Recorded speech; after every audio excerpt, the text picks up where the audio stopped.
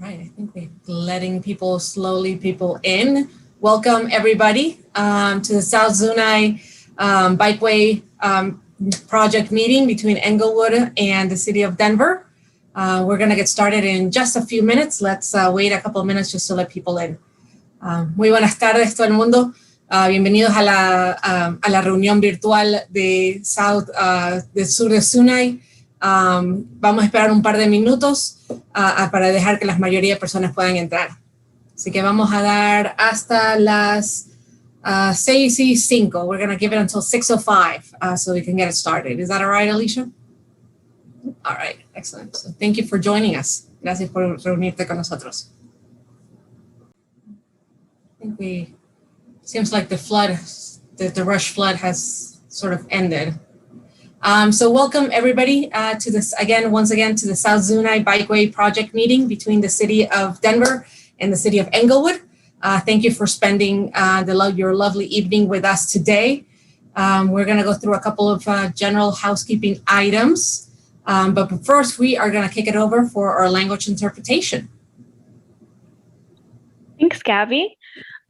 Hola, buenas tardes. Mi nombre es Diana y estoy aquí por parte de la cooperativa de Community Language porque los organizadores de este evento se han comprometido a la justicia del lenguaje para poder crear un espacio seguro donde todos y todas pueden participar y escuchar en el idioma de su corazón usando interpretación simultánea.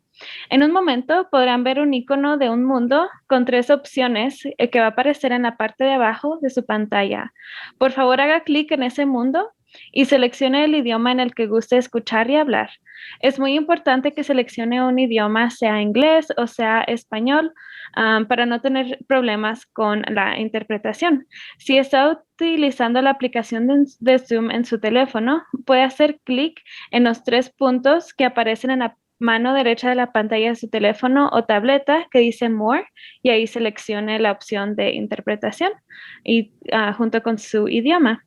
Por favor, recuerde de hablar con una velocidad conversional al presentar para poder proporcionar una interpretación adecuada. Si tiene alguna pregunta o duda, pueden mandar un mensaje en el chat o solo dejarlo saber. Muchas gracias.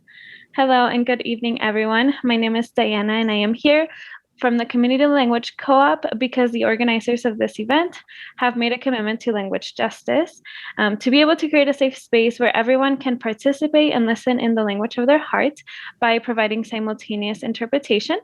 Here in just one moment, you will be able to see a globe icon that will appear at the bottom part of your screen.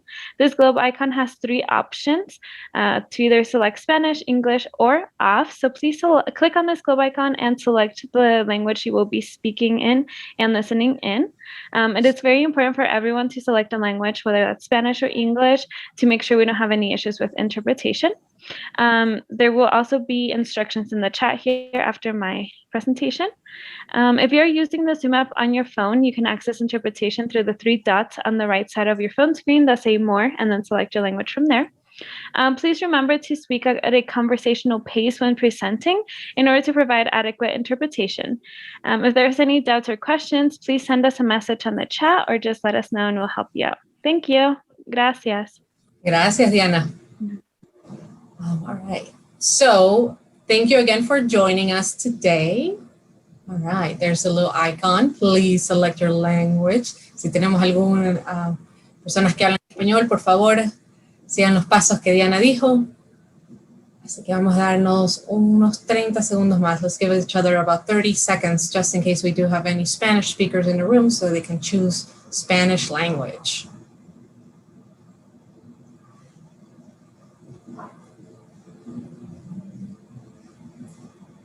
All right, so again, thank you for joining us today to talk about Zuni, South Zuni. So a little bit of, obviously, with every virtual meeting that we have nowadays, hopefully, all of this, we get to go perhaps go back to in-person meetings. This virtual format has been, it's been very well received. I think in the last year, we've had pretty strong participation. But, as always, we do have some rules of engagement that we kindly ask for all of you to follow. First of all, if you do have questions, there's a little chat icon at the bottom, like the 3rd one from, on at the bottom of your screen. Please definitely use it. If you have questions, comments, or anything along those lines. We're going to try to address your topics. In this particular meeting, we actually won't have Q&A, but we actually will have breakout rooms, and we're going to try to address all of your questions through in those breakout rooms itself. Definitely be respectful of your staff, your lovely staff here, and of each other. Don't be disrespectful. No profanity. We will kick you out. No questions asked. And as always, if you do have a question, like Diana just mentioned, definitely speak slowly so that if we do have Spanish speakers, so that we can interpret all the information for everybody. So a little bit of that orientation. Obviously, the meeting is being recorded because we will be posting this on Dottie's City of County Denver's YouTube page so that it will be accessible for a variety of people after this meeting. Please mute yourself. Obviously, we do have, and please forgive us, your presenters, if we have dogs or kids or yelling in the background. Obviously, that's the loveliness of virtual meetings. But if you can, please mute yourselves if you have background noise. The chat room is open, so please go ahead and feel free to ask your questions through there. And like I mentioned, all of this information will be posted in the Denver's information site through our bit.ly page at bit.ly/Denver Bike Paving. The D, the B, and the P in the link is capitalized, so remember that. And then if you have if you want to send us an email, please, is bikes@denvergov.org for any information that you might have. So a little bit of the overview for today's meeting. We're just doing the introduction, a little bit of the background. We're gonna give ourselves about 10 minutes. Then the team is actually gonna go into the actual proposed improvements that we have on the corridor itself. We are going to have that Q&A breakout rooms for about 20 minutes where we get to discuss with each other, have an open conversation about what you think of the project, and then about 15 more minutes for next steps and what to expect as this process sort of continues. In this 15 minutes, we're going to have each breakout room sort of present what they have learned, what we listened to from the conversations that we were having. So for the breakout rooms itself, we have divided them into 4. The first, if you don't mind, on the chat itself, if you don't mind basically stating which room would you like to be part of.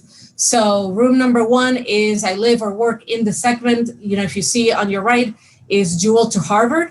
It's, basically, if you feel more comfortable, basically you want to have conversation about the northern segment of the corridor. You don't have to literally live on Zuni, but if that's what you feel more comfortable in, then, please select that one. Room number 2 is Harbor Gulch to a Trail to Dartmouth. So that's the southern portion of the corridor, right? Number 3 is that if you live or work outside the segments listed itself, you just are a commuter and or recreational and you like to just happen to go through there. And then number 4, if you're a Spanish speaker, so you can have a conversation, in our language, in our preferred language. So again, if you don't mind, please, on the chat itself, we do need to know what room you want to belong on to. So if you don't mind typing it right now so that our team in the background can assign you that room right now. That would be great. And with that, let me present to you your city team. So as this is a meeting between the city of Englewood and the city of Denver, so we have Maria and John representing the city of Englewood. We have Alicia, who's part of the project team. Unfortunately, you all got stuck with me. Geneva was not able to make it today. She had a family emergency. We also have Steve Lauderman, Hadar Albo, and then Wesley from basically from the consultant team, from the city team and the consultant team helping the city of Denver. So we are all here to be able to answer any of your questions that you may have about this project, and we will answer them as honestly and openly as we can. So with that, why the heck are we doing this? And the main goal is because we definitely is, for the city of County Denver and the city of Englewood, it's extremely important to have safer streets.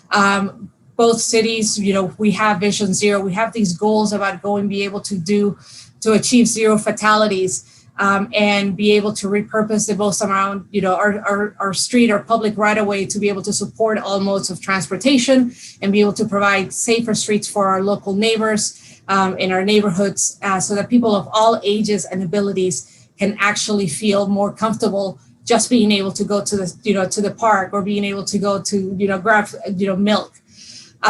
So in general, we are trying Denver itself, we have been trying for several years now to go towards this goal. And we're slowly basically, reaching out to all of our neighborhoods, even the ones that are a little bit farthest away. So it is our goal to have safer streets, Vision Zero, and be able to, for all people of all modes and all ages and ability to move through our city in a much better and, much better and safer way. So if you don't mind to the next slide. So why, basically, why are we building bikeways? Bikeways are another way of basically being able to retrofit our streets to be able to find, accommodate more modes and provide better amenity, again, facilities for all modes. So like we mentioned, we have our Vision Zero goal of improving safety. We'll be providing a safe street for all folks, via bike. We do need to build out our roadway, our network itself. And the same way that we have a roadway network where we have arterial, collectors, and locals, we're trying to do the same for our bikeways. So it's the same element. So we have a very mighty goal of achieving 125 miles in the net by 2023. And again, we have slowly started to grow out of the core, and we are hitting all of our neighborhoods because it's not just about being able to commute to work or the spandex riders. Is about, okay, you want to go to the park and you don't want to, you want to have options. And so we want to be able to provide those options, which then leads us to the next one, the mobility options. Right now our status, between people who bike and walk, was in 2019 was 7.9. Our goal is 15. So, and the majority of our trips, just as human beings, are actually less than 3 miles away. So what happens, can we provide better streets so that instead of, folks having to hop in a car, can just feel comfortable walking or biking, to the park, to the local grocery store, to schools, and be able to manage the traffic. Obviously, if we keep on using our cars for those smaller trips, the more congested our streets are, and then, the domino effect that goes along with that. And then the last one is just to improve access, to be able to move more people more efficiently than in a single occupancy vehicle.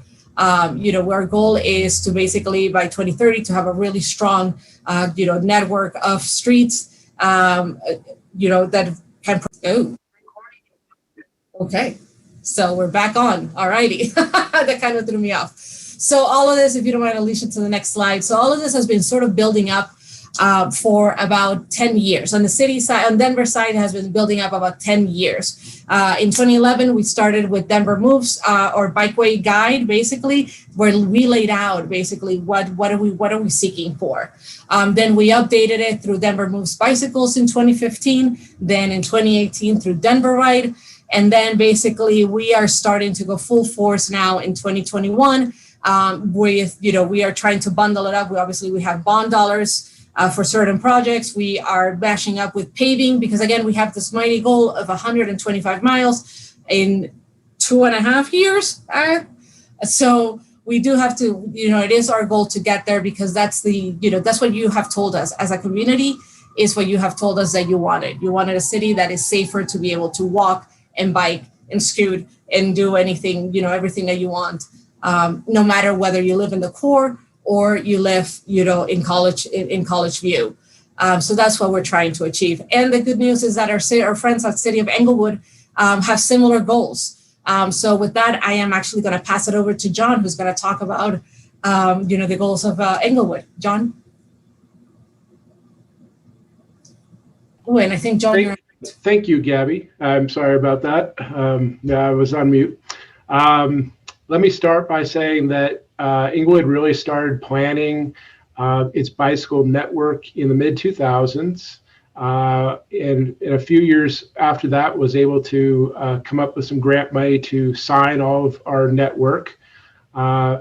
In 2015, the City of Inglewood sought out another planning grant in support of the city's comprehensive plan mobility goals. The City of Inglewood was able to secure a $100,000 grant from the Kaiser Permanente Foundation to develop the 2015 Inglewood Walk and Wheel Master Plan.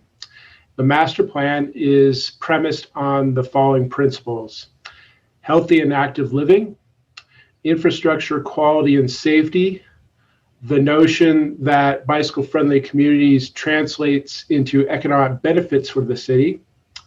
And next slide. Expansion and enhancement of multimodal options for all Inglewood residents of varying abilities. And finally, coordination with neighboring communities such as Denver to create a seamless regional bicycle system. Next slide. Here we have, taken from the Walk and Wheel Plan, the northwest section of Inglewood, often known by old-time locals as Goat Hill. Here we have as a primary on-street axis is formed by the north-south Zuni Street and east-west Dartmouth Avenue. We also have off of Zuni Street access to our off-street trail system network via the Harvard Gulch Trail, and then connecting to the South Platte River Trail going north and the Mary Carter Greenway going south. This system helps connect us to local destinations such as Inglewood Station and City Center Inglewood and River Point, as well as regional connections to the north to Denver and to the south to downtown Littleton. And now I'd like to turn it over to Maria DeAndrea. Thanks, John. So Denver's done a lot of outreach and surveying within their community. And this also mimics the data that we're seeing in Inglewood, is kind of a chicken and the egg. So a lot of people say, hey, why do we need bikeways? I never see anybody on the street. But in reality, a vast majority of people just don't feel very comfortable.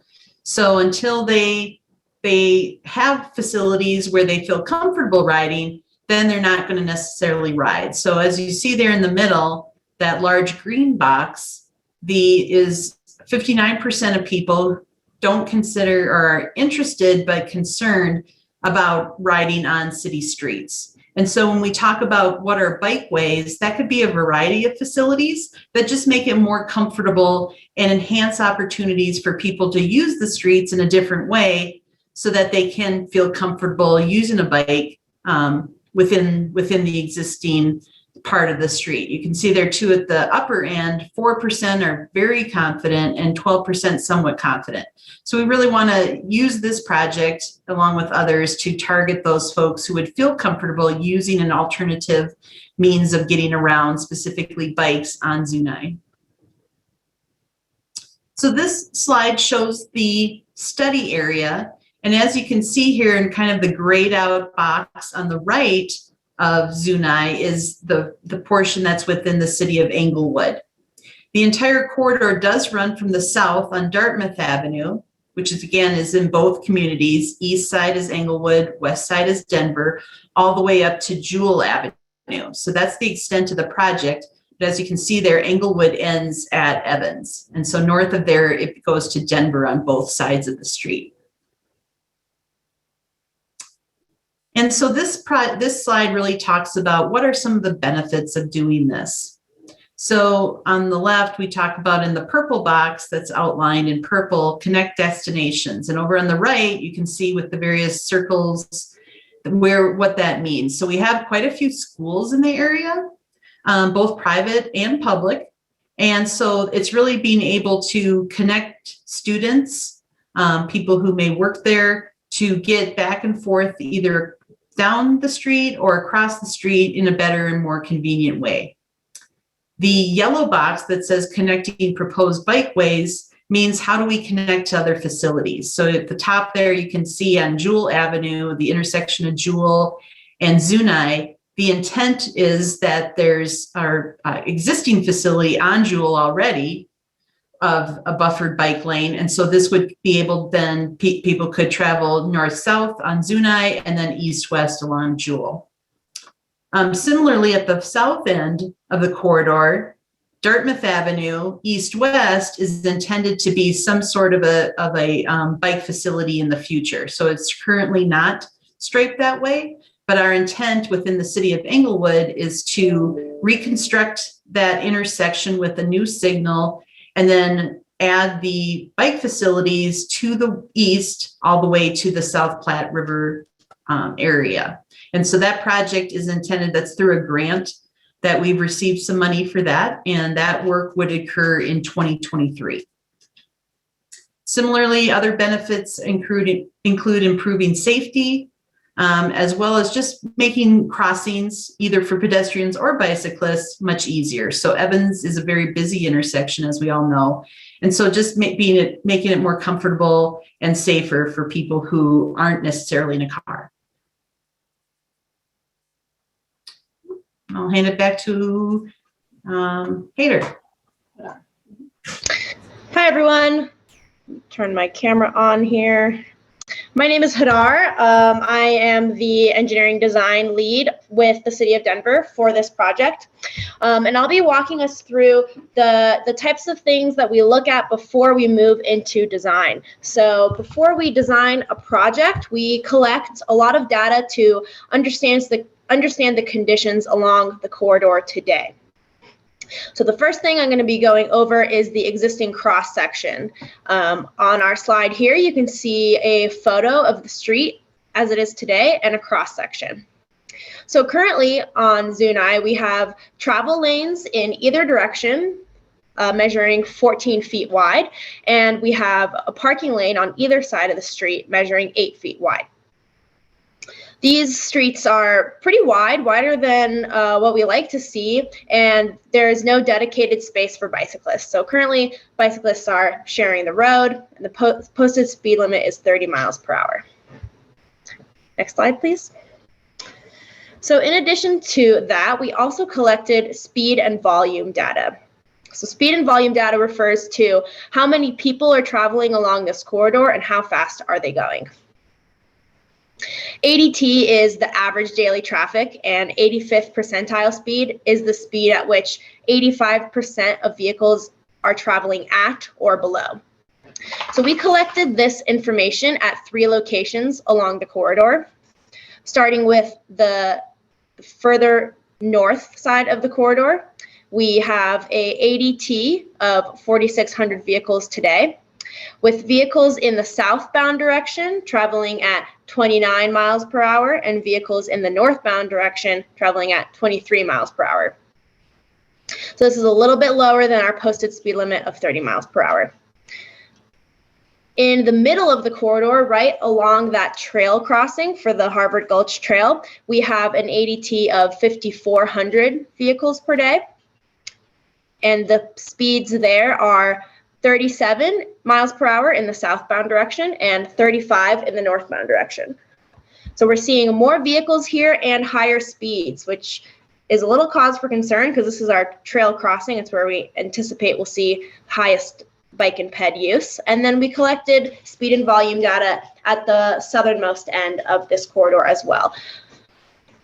We have 4,500 vehicles per day, and our speeds have slowed down a little bit. We've got 28 miles in the southbound direction and 30 miles per hour in the northbound direction. So another data point that we look into is crash history. So we've pulled crash data from 2015 to 2020 along the entire stretch of the corridor, and it's shown here on this map. There are 2 intersections that really stand out here. You can see on Zuni and Evans, we have our major hotspot. There's been 32 recorded collisions in that 5-year period. Jewell and Zuni also jumps out with 11. And for the most part, we're seeing 1 to 2 along the rest of the corridor at those intersections. Next slide. So this corridor has on-street parking that might be affected by the project. And in order to understand the potential ramifications of parking removal, a parking study was done to document the existing parking conditions. Parking was taken on a weekday morning at 5 a.m. Due to the residential nature of this corridor, early weekday morning is when we anticipate to see the corridor is the most parked out. People are still at home. They haven't left for work yet. This is our worst case scenario. So as shown in this picture here, most of the corridor, sorry, my dog has chosen this time to really run around loudly. Most of our corridor is really open. The occupancy along most intersections is in the green. Sorry about that. In the green, which means that only up to 15% is parked, leaving 85% unparked or available for parking. We have a handful of blocks that are more parked up, with the one that really stands out to us is along Hillside and Zuni, which is parked at an occupancy of 86 to 100%. Next slide. So we also took parking data at another time. This one is only in the vicinity of the trail parking, and we took that data on a weekday morning at 11 a.m. when we expect to see people who are coming to use the trail for recreation purposes potentially parking there. So what we saw from collecting that data was the block immediately next to that trail crossing did have higher parking rates, parked at a rate of between 46 to 75% occupied.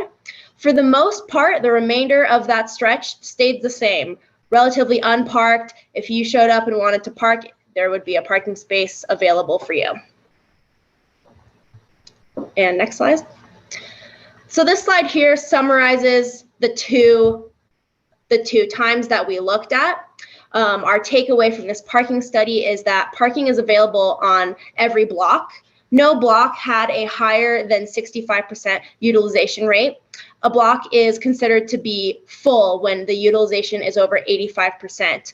And so we're seeing that there is available parking along this corridor.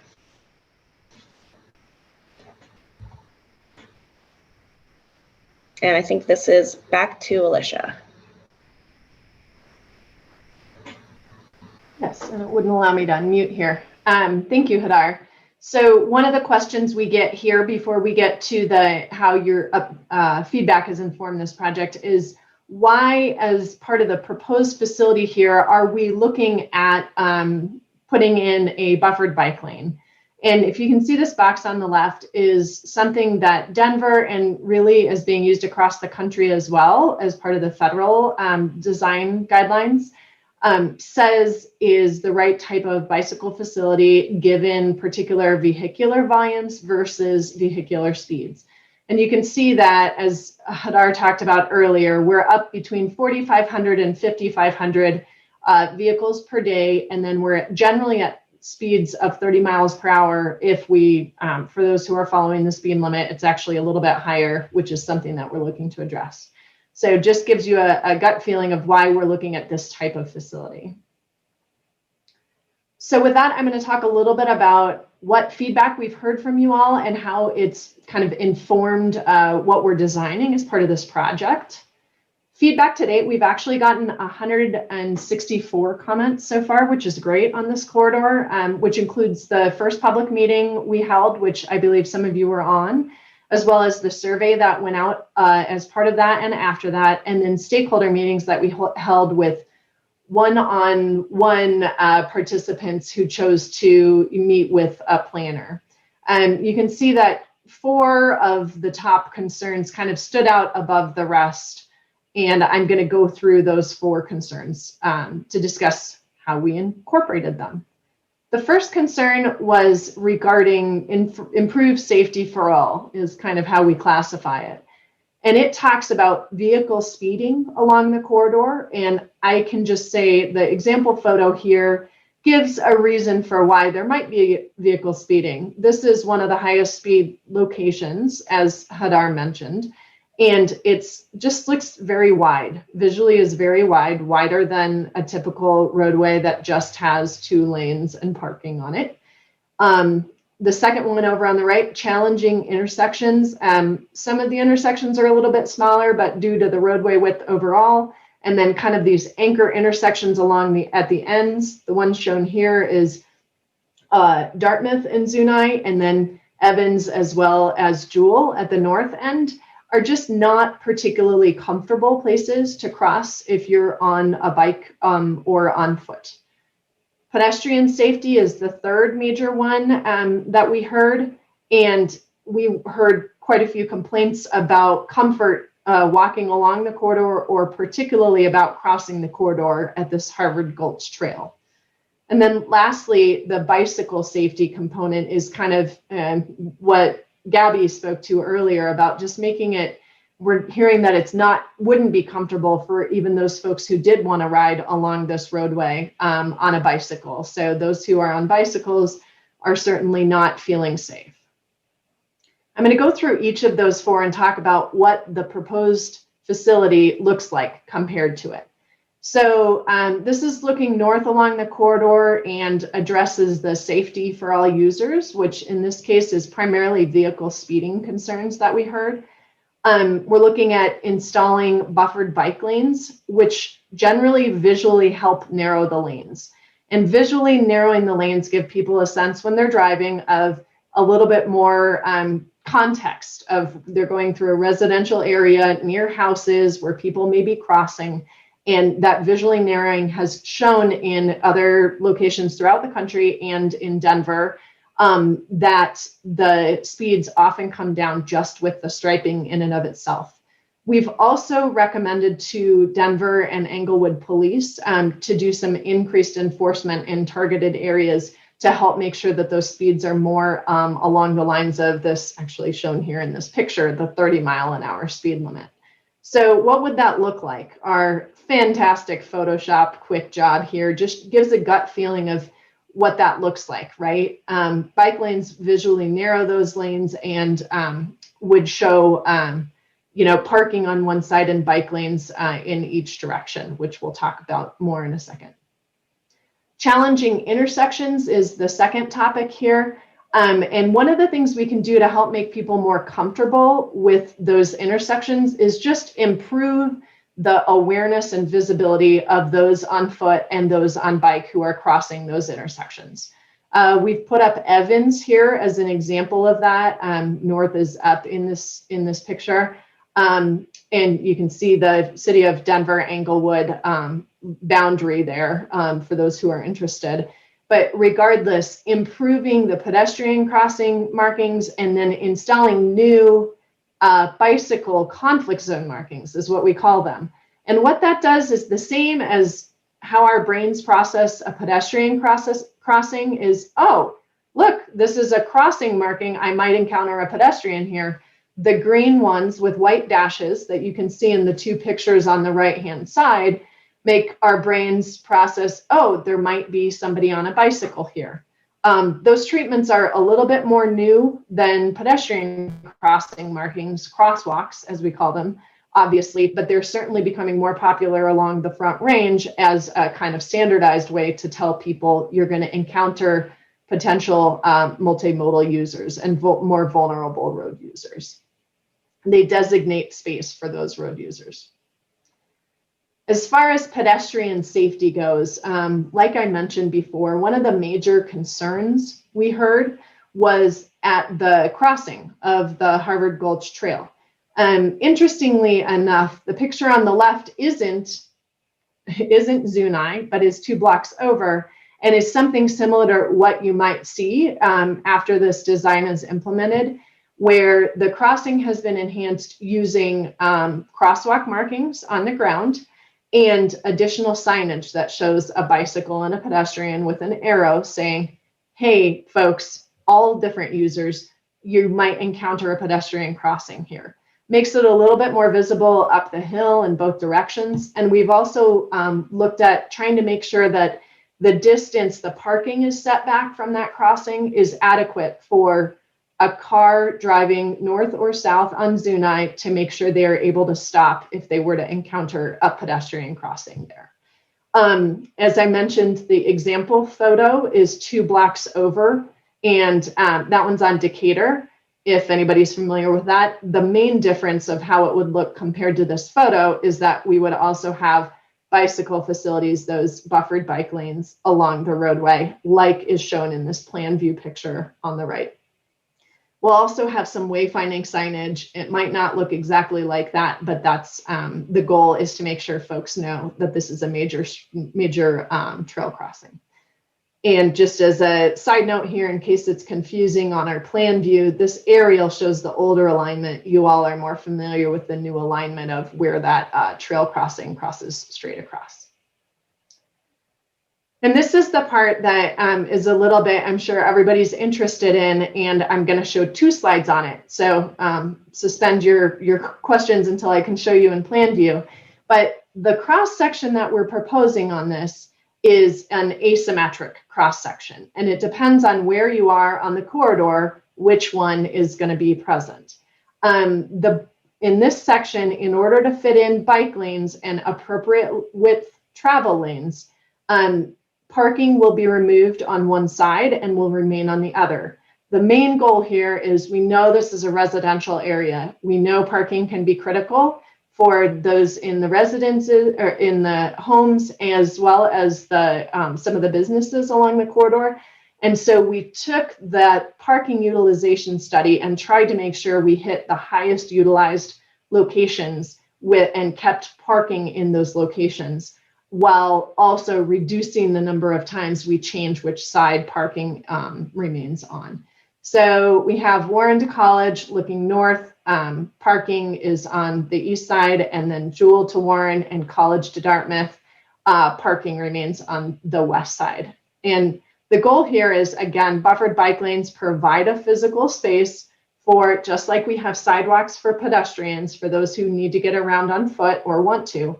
We have buffered bike lanes in this case for those who need or want to get around on bicycle, and a reminder that it should also help slow down vehicular speeds, increasing safety for those in their cars, on their feet, and on bicycles.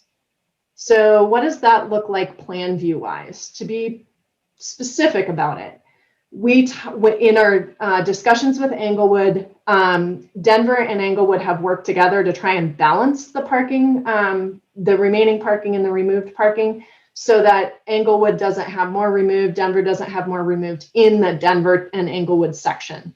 And that, you can see, is from north is to the right here. That's from Evans to Dartmouth. So when looking at that balance, we didn't consider the Evans to Jewell, because that obviously is all Denver.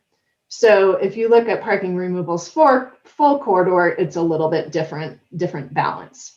But as I mentioned, the red here shows where the parking, the green shows where the parking remains, and the red shows where it will be repurposed as a bike lane. And you can see there's a little bit of overlap on red, and that's because in order to transition the center line over so that we can have parking on the other side, there's a little bit of shift location where there's parking removed on both sides, but we've tried to minimize that. And that shift, that lateral shift along the roadway, will also be a little bit of traffic calming, although that wasn't the primary purpose for it, but it should be kind of a happy side effect. Quickly, just to go through a few of the main questions we get when we look at some adjustments to parking and installing a buffered bike lane. I'm going to go through kind of a question and answer on each of these in case somebody is curious about each of these. There are often ADA concerns. If you have an ADA need for a parking space in front of your home, the question is, where would I park? And for both Englewood and for Denver, there is a process for people who have an ADA permit and no off-street parking for their homes. So you would contact Denver and Englewood for accommodation in that case. Where do I put my trash can? This is a little bit new for folks who are becoming more familiar with buffered bike lanes. But the goal on these is, at least initially, is to put it in the buffer to keep it out of the bike lane, and also to ease access by the trash collection personnel, like this photo at the top here. One other question we get is, where should landscapers, people visiting your house, that type of thing, park? And they can park in your driveway. We do have a account of the number of houses that have off-street or side street versus driveway, that type of thing, parking. And in most locations, there is a driveway present to be able to have a landscaper or somebody like that park in your driveway, or definitely on a side street. One side note on the existing parking conditions data that we took, we also measured parking utilization along the side streets, and they were in general lower than utilization along Zuni, relatively even, but there weren't any side streets that were high utilization immediately adjacent to those few high utilization blocks on Zuni. And then what if I have a home renovation? So kind of a longer term need for something that's not, just can't get in and out. You can apply for a permit to close the bike lane, and that works both with Denver and Englewood. So please contact, we'll have additional data on who to contact here at the end.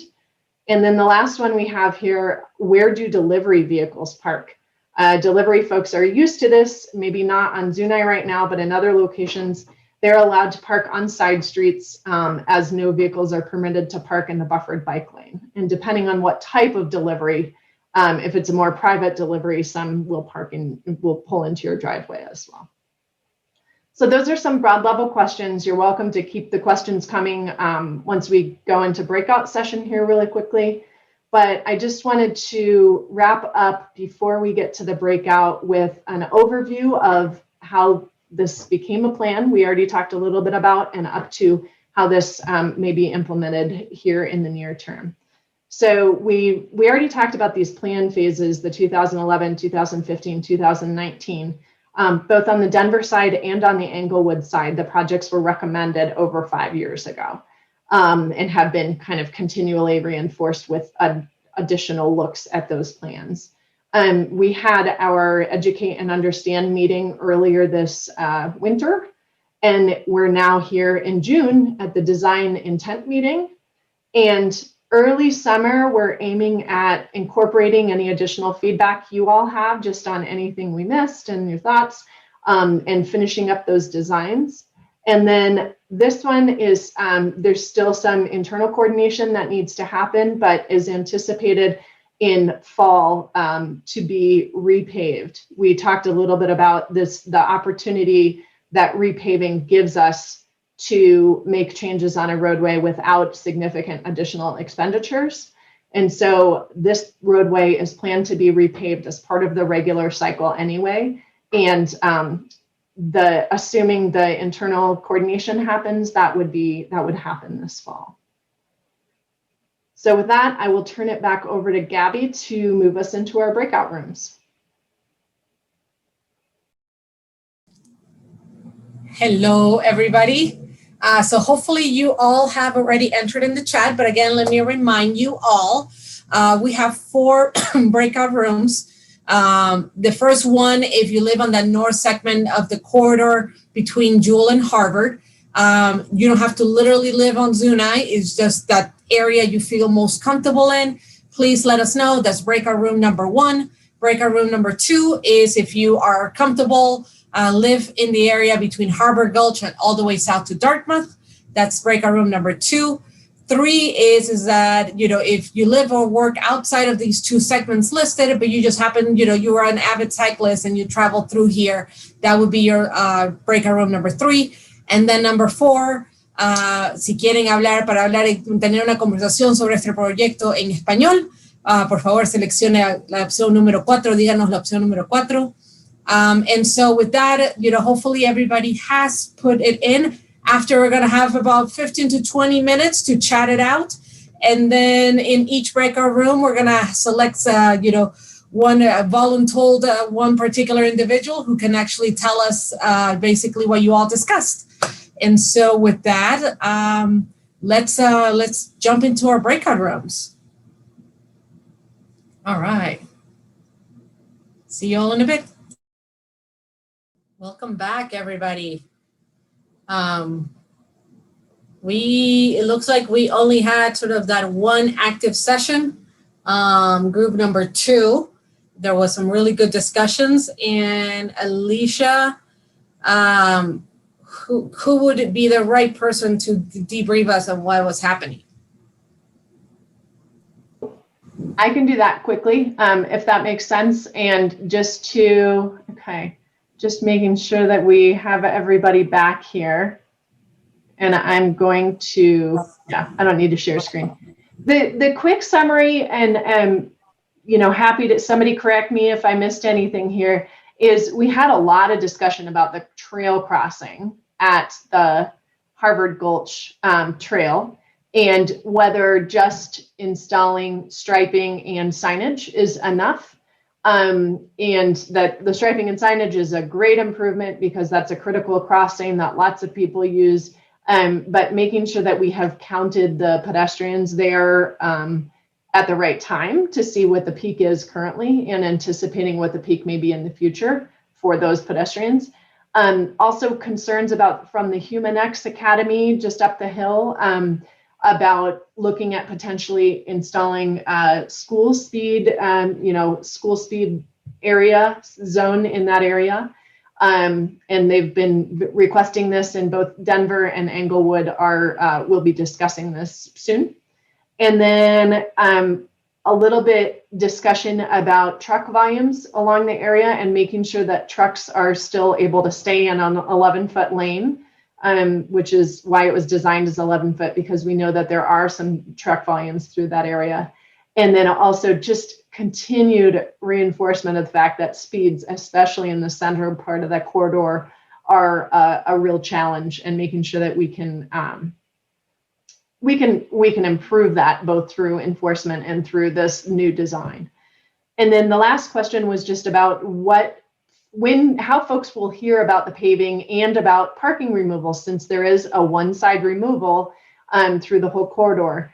And the answer on that one, just for everybody's information, is that that Denver and then Englewood separately will mail out paving mailers to everybody who touches this corridor about 2 weeks prior to the paving operations that really specifically say where parking is going to be removed, which sides it will be removed from, and when the anticipated changes will take place. So keep an eye out on that.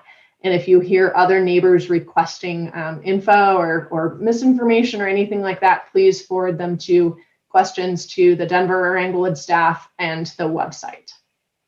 Did I cover it? Yeah, great job, Alicia.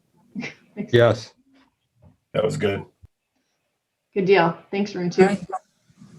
And if we don't mind jumping back into the presentation so we can wrap it up. Here we go. Okay. Also say, by the way, folks, if you don't mind letting us know throughout the corridor where you feel like uncomfortable crossing, because again, we just heard from the academy about like, hey, this is where our peak times are. It would be great if we can have X, Y, and Z. This is one of our shots at doing other elements that improve pedestrian safety as well in the corridor. So, please, shoot us an email or poke us. Letting us know, like, hey, can you figure out if we can do something here and here? That'll be great. And we can try to see if we can squeeze it in. But Alicia, am I doing this one or are you doing that one? No, you're welcome to. You can go ahead. So I mentioned at the beginning of this, we have the project, website, or Bit.ly, Denver Bike Paving. The D, B, and P are capitalized. Bit.ly's work funky that way. If you don't capitalize them, they won't take you anywhere. We hope to have this baby installed this fall 2021. Like we mentioned in the breakout room, Denver, this is a coordination project. Although Denver is technically doing it, but our friends at Englewood have been part of the conversation, have been part of the decision making from the get-go. If you have additional questions, or if you know of a neighbor that basically was not able to attend today and they would like to have a one-on-one, there's a Bit.ly to schedule our office hours or virtual office hours. Basically, it's literally with the project team and talking it out, sort of like the breakout room, but more on a one-on-one level. And again, our emails, our phone numbers. If you have, for Denver, 303-223-6575, and then for Englewood, 303-762-2500. And when you leave us a message, because more than likely we will not be able to pick up, but we will call you back. Just say that it's South Zuni. and definitely say South Zuni because we also have a North Zuni project. We have a lot of, North and South projects. And at this point, at least on the Denver side, we're getting a little bit confused. So please mention South Zuni on it. So and with that, the one last thing is actually on the Denver side, we are conducting sort of this after virtual meeting survey. This is not related to the actual project itself, but we just want to understand whether this virtual format actually has worked, for our community or not. So, if you don't mind, on your phone, basically taking a picture of the QR code, and that will direct you to our Survey Monkey. We're just trying to figure out exactly, obviously now as we're getting back into normal, whether we can have some form of hybrid when it comes to the public meetings, whether this breakout group, function kind of worked, or if we prefer to go back to a standard Q&A through the chat box. We're just trying to figure out what works best for all of you. So if you don't mind definitely letting us know through that specifically, how did this meeting go survey. And with that, I don't know if our friends at Englewood want to say something, wrap it up. So, sorry. Yeah, go ahead, Jen. I think that was Russ. Was that Russ? Did you have a me, question? sorry. I just wonder if you were going to send out stuff on email, progress and things you want feedback from us, anything we missed, because things come up too, I'm sure, as you guys move forward. The same email you sent us, you'll give us updates and stuff. Or yes, so we'll definitely send you updates. If we don't have your email, please put it in the chat so that you can be obviously. Like Alicia mentioned, we're going to do mailers to all the houses and all the businesses and property owners along Zuni itself. But then we will also be posting it on, we're going to try to post it in the College View Facebook page, next door as well. And then we're going to do that email blast. But obviously, if we don't have your email, you won't be able to hear, sort of what is the latest and greatest information on this project. Or if you're not on the Facebook College View page or in Englewood side, I'm not sure what the neighborhood is on the Englewood side, but we're going to try to post everything on social media as much as possible. But please let us know if we don't have your email, because that's a sure way of finding out about the project. Okay. And you can submit your email or get any of the additional, basically any of these links can be found at the bit.ly/Denver Bike Paving website as well. You can submit it there if you're more comfortable with that. Okay, thanks. Maria, did you have any wrap Just up? wanted to say thank you. If you are an Englewood resident, you can find the same information on the city's website under our future projects button under Public Works. And basically it will connect back to that. So we are coordinating on communication and trying to get information out in multiple ways. All right. Thank you, everybody, for joining us this evening. You got 2 minutes to spare. Use them wisely. But we will definitely be in touch. So thank you again. Well, thank you.